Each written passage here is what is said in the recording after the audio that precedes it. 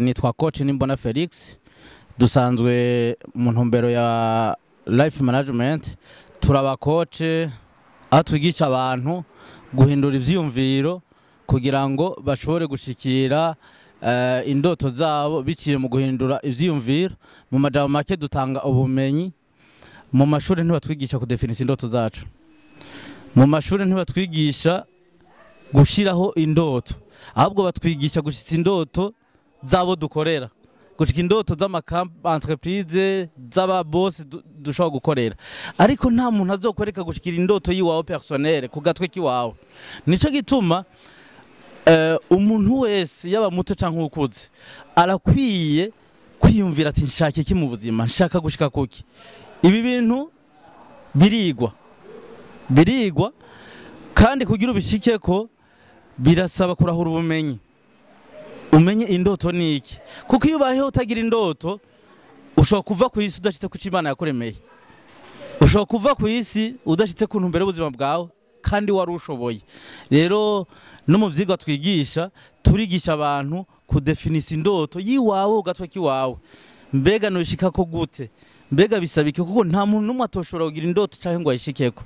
Rero mu majambo make mu bumenyi dutanga turafasha abantu kugira uwo mutima, kugira ubwo bumenyi no gukanguka kugira ngo umuntu ntazove ku isi adashitse ku ndoto y'ubuzima bwiwe. Indoto twe twigisha canke tuvuga sizi ya ndoto umuntu arota asinziriye ari mu itiro, ariko ni indoto umuntu arota akanura. No zisigura nko ni gicapo umuntu agira cico yifuza kuronka, cico yifuza gukora, cico yifuza gushikako mu mwanya kanaka. Ego ni indoto nico majambo make, ni gicapo c'ikintu wifuza kuronka, kuba cyangwa gukora mu mwanya kanaka. Indoto nziza ni indoto no kwita mu rurimi rw'icongereza iteza kuba smart. Smart no kuvuga iteza kuba specific, no kuvuga ni indoto notanga akarorero ni igiki ushaka mu buzima. Abantu benshi ubabajije barafite ikintu bashaka gushikako, ariko ugiye uganira nabo cyane usanga atari ikintu bashobora kwerekana. Ni iki nk'akarorero ushaka kuvuga umuti muntu ngo afite indoto y'imodokari, umubaje uti ni marki yihe, ni kure, ni barire yihe, igugwa ngahe, ugasanga ntavyazi. Iteza kuri specific. Icya kabiri iteza kuri mesurable, ateza kubaza mbega ico kintu ushaka cyo ntwara uburyo bungana gute.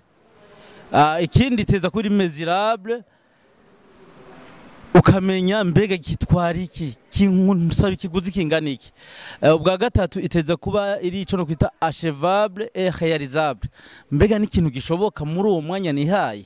Kuko abantu benshi barakoresha ibigumbagumba canke ico no kwita sentiment ou emotion, bakiha ibintu binini yiya novuga bidashoboka mu mwanya kanaka. Ni naco gituma benshi bishe bananira gushika kuri izo ndoto, kuko bihaye ibintu bitabaho bidashoboka uravye mu mwanya babihaye. Kuko nk'ubu nihaye kubaka inzu, mbega iyo nzu ingana gute, mbega ndafise parcelle, mbega parcelle zo kugwa ngahe, mbega iyo nzu ifise agaciro kangana gute, mbega reshaka mwanya ungana gute.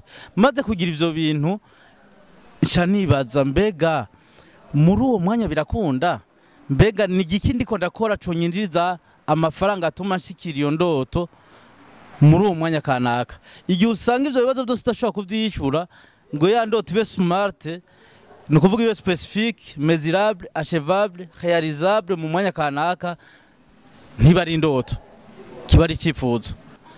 Indoto n'icifuzo biratandukanye, kandi kibabaje abantu benshi usanga bafite ivyifuzo bakibaza ko ari indoto.